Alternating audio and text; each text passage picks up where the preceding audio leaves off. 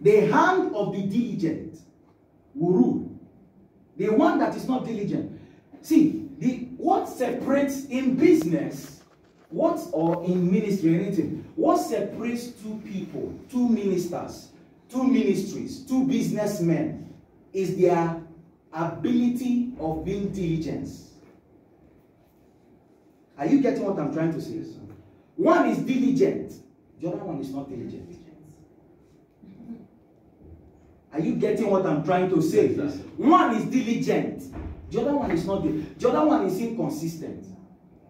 I've been to some places in this city where I went to buy something and the attitude of the person just puts me off.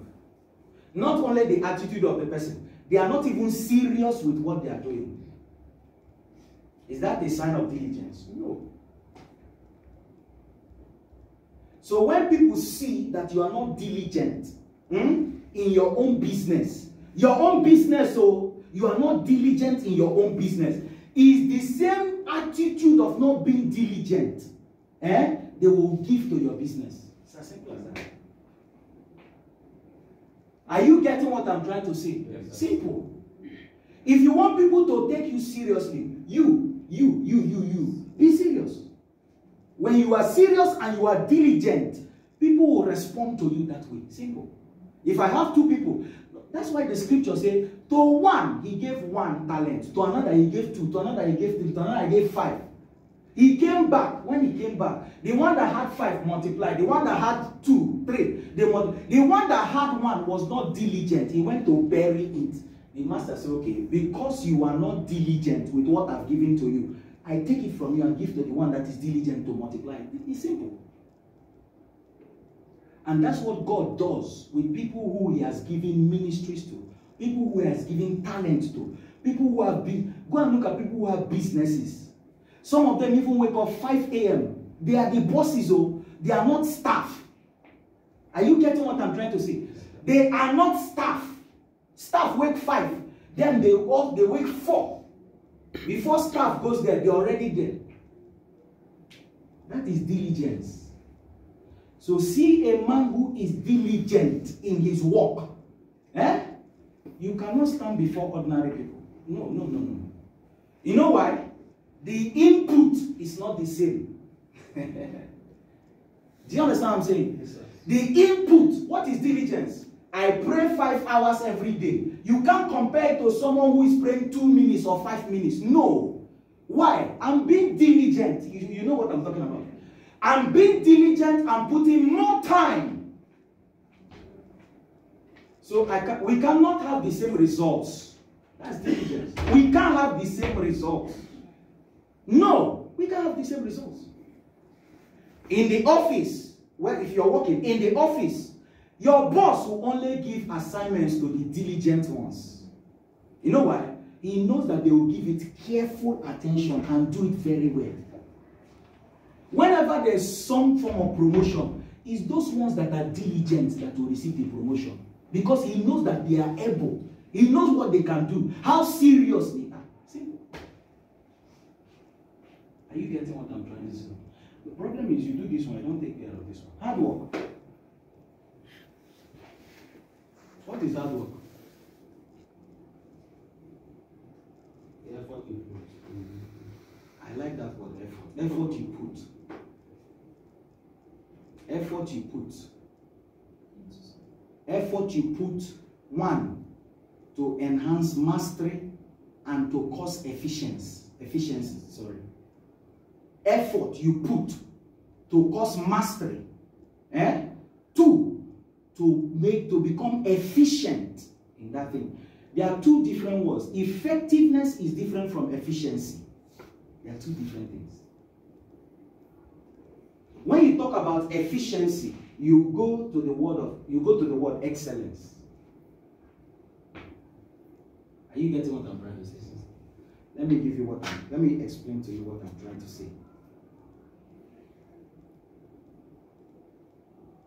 Or let me leave it. When it comes to excellence, I will explain it. Hard work. Hard work means you put enough effort. You're putting in effort. Effort. That's hard work. You're putting in effort. So if you're not putting in effort in your work or in your business or anything you are doing, don't expect to receive the prosperity that you... No, it's not possible. Are you getting what I'm trying to say? You must put in effort. You must put in hard work. You must put in hard work. If you don't put in hard work, don't expect to receive any result. Let's look at Luke 14, 28 to 33. Sorry, Proverbs 14, 23 to 24. Proverbs 14. Proverbs 14. Another person opens 2 Timothy 2, 6 to 7. Proverbs 14, 23 to 24. In all labor there is profit, but mere talk leads only to poverty. Stop. Did you get that? Please look up. In all labor, there's what? Profit. I'm not sure you got it. Look at it again. In all labor, there's what? Profit. What is labor? Labor is hard work. Is it not? Yes. Good. So in all hard work, there's profit. But the what? Mere talk leads only to poverty. I'm not the one saying it in scripture. Mere talk. Baka. You always talk. You talk. You're not doing anyone. They call it a bobo talk. You talk. You're always talking. No action. No hard work. You're not seeing anything. Faith without works. It's faith without work. That it is now. Always talking. You're not no action. So don't expect to see any result. And don't expect to see prosperity. Don't expect to see wealth. Why? Because you are in the realms of talking. No hard work. Are you getting what I'm trying to say? Simple. So that's it. 2 Timothy chapter 2. The crown of the wise is their wealth, but the foolishness of the fool is nothing. Okay, let's read that. 2 Timothy chapter 2, 6 to 7. 2 Timothy 2, 6 to 7.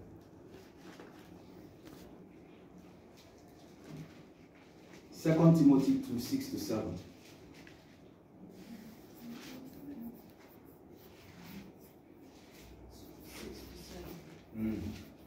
The hard-working farmer who labors to produce crops ought to be the first to receive a share of the crops. Stop. Just stop there. The what? The hard-working farmer who does what? Who labors to produce crops ought to be the first to receive his share of the crops. The hard-working farmer who labors to do what? Will be the what? First. Will be the what? First. So if you don't put in hard work, don't expect any result.